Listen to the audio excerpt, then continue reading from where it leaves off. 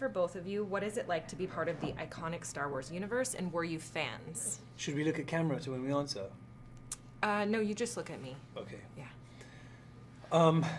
Being a part of the Star Wars film, being part of a Star Wars movie is like a dream come true. I remember when I was a little kid watching these movies, you know, playing with the toys, imagining myself as one of these characters. And so to grow up and to be in one of these films is really something that's kind of surreal, and you have to pinch yourself.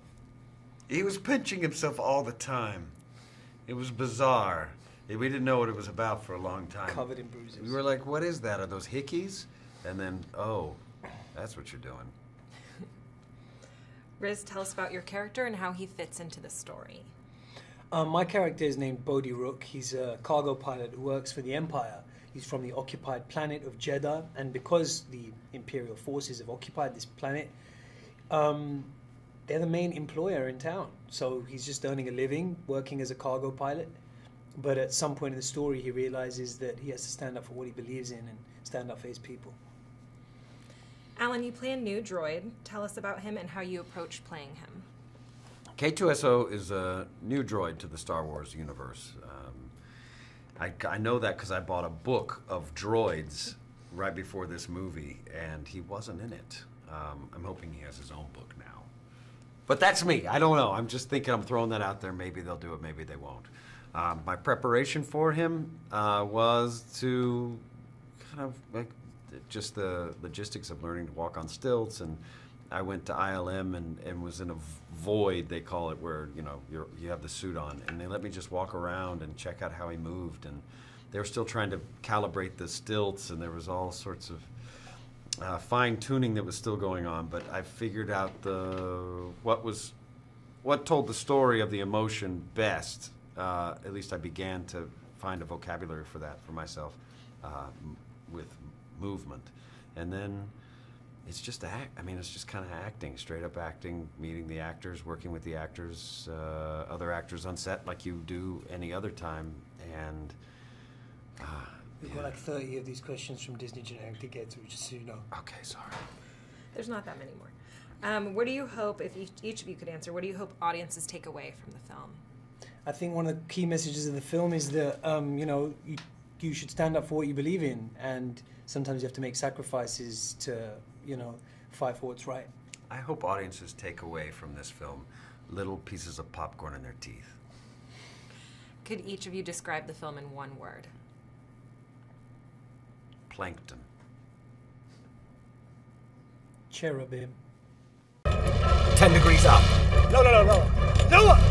Are you sure this is the way? They have landing trackers. They have patrol squadrons. You've got to stay in the canyon. Keep it low.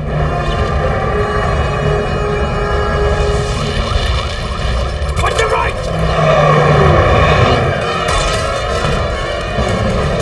There's a 26% chance of failure. How much further? I don't know. I'm not sure. I never really come this way, but we're close. We're close. I know that. Well, now there's a 35% chance of failure. I don't want to know. Thank you. I understand. Now! Put it down now! The wind! If you keep going, you'll be right over the shuttle depot. Watch out! Hey! As a fan, has your experience directing a Star Wars film been everything you ever dreamed of? Please explain why. It's directing a Star Wars film. I don't know what I expected when I started. I have no idea what it was supposed to be like.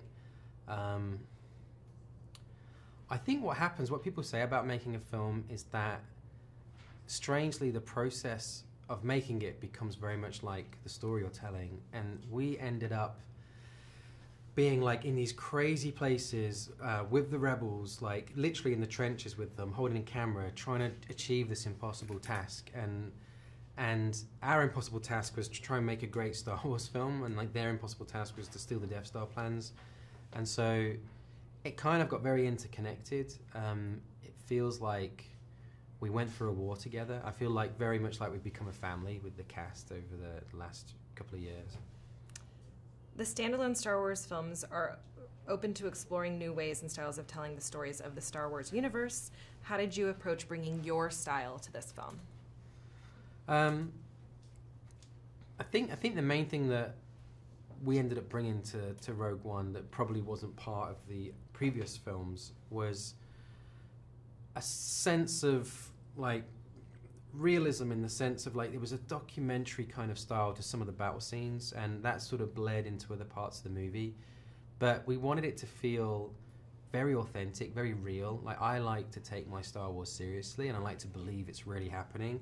And so we wanted the crew to feel like they were really there in, you know, in the middle of a battle trying to survive, and we didn't quite know what was going to happen next, and so the audience would feel that when they watched it. But if you just do that, doesn't feel like Star Wars. And so we have all the classical kind of more cinematic, epic, you know, side of filmmaking as well, and sort of contrast that with suddenly then, you know, you're down in the middle of a battle crazy, and then suddenly you see it from above and it's beautiful and surreal, and that contrast, I think, was really exciting.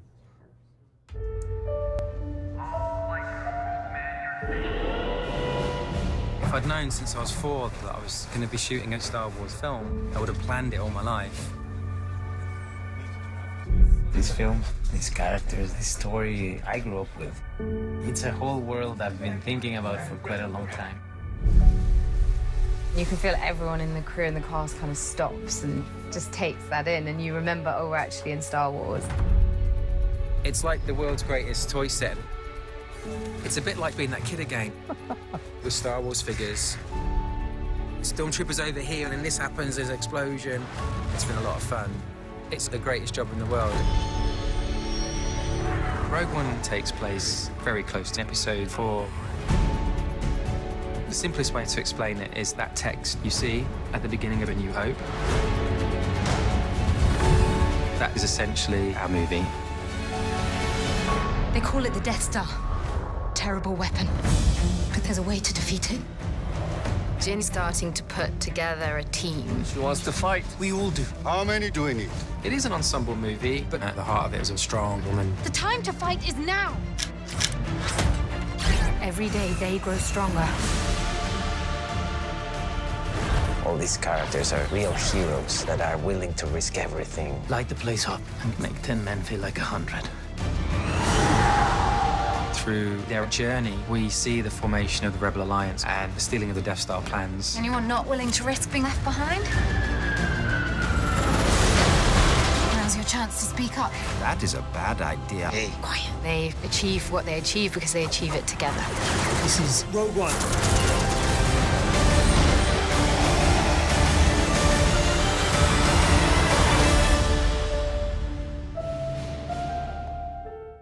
What is it like to be a part of the Star Wars universe? It is what the Americans call awesome. It's fantastic. It is. If we had dreams as kids of being actors, this would be a childhood dream come true. Yeah, I think that's pretty accurate. It is a great honor to be a part of this world, and as a fan first, it's just like being in a big candy shop for months on end. With a cape. With a cape on. Your character's on the side of the Empire. Yes. Can you tell us about how he fits into the story and what makes him a great villain? I played director Orson Krennic, who is the head of military intelligence and operations, and that means he is the guy that's building the Death Star or bringing it online. Crucial to that is Galen Erso sitting here. What separates him from, I suppose, a lot of the other villains, well, is first of all, he is just like, well, for want of a better word, a human. He is someone that's risen up through the ranks. He's a true believer, and once he gets this done, him going straight to the top, baby. Mm-hmm. Without giving away any spoilers, can you tell us about your character and his relationship to Jin? Well, his relationship is that he's Jin's father. And he is working very tight with this man from the very beginning. I think they were probably 20 years old when they started creating this wonderful thingy that has the potential of making the world a better place. So that's his job, but he ends up in a gigantic dilemma eventually. What was it like working with this international cast? It was fantastic, and it was for once It was there was a good reason for us to be, from all kinds of places in the world. I mean, this is a universe that deals with creatures from other planets and other galaxies, and it would be weird if everybody came from the same country. Yeah, very much. I think the addition of Donnie and Yang in this is fantastic, particularly for Western audiences that haven't seen these guys, and to see what they can do and why they are, some of the biggest movie stars on the planet. It's a real treat. And for the rest of us, we will be seen by many millions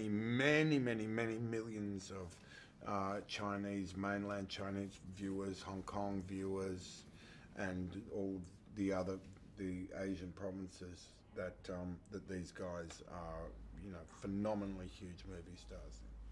What was it like working with Gareth, who's a huge Star Wars fan? Gareth is probably the number one Star Wars fan, that there is, in the business. And he has incredible passion for it. He has great knowledge, and he has a real dedication to bringing his own vision and to being faithful to the original and everything that's great about the original. Yeah, it's a risk always to have a big fan behind the camera, but I think that in terms of sort of handling this universe, he was obviously the man to do that because he knew everything about it. But also being our man, eye level with us, putting the camera on his own shoulder and being there, making everything quite intimate. That is something you have to ask for in a director who's producing a Star Wars film. Mm. Okay, and lastly, can you each describe the film in just one word and why that word? Oh, one word. Beautiful. What do you want to say? Groundbreaking. And why? That's more than one word. Once people have seen this film, groundbreaking is one word. In English, elaborate on it.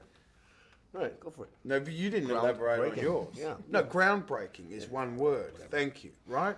See, I'm not from here. Yeah, exactly. So don't tell me what one word is in English. See, this is the problem with Galen Erso. It's groundbreaking. Once people have seen this film, they will understand why this film is not only not like any other Star Wars film. It's not really like any other film anywhere. It's what makes this film truly exceptional in my book. But they'll have to see it to understand why I say that about it.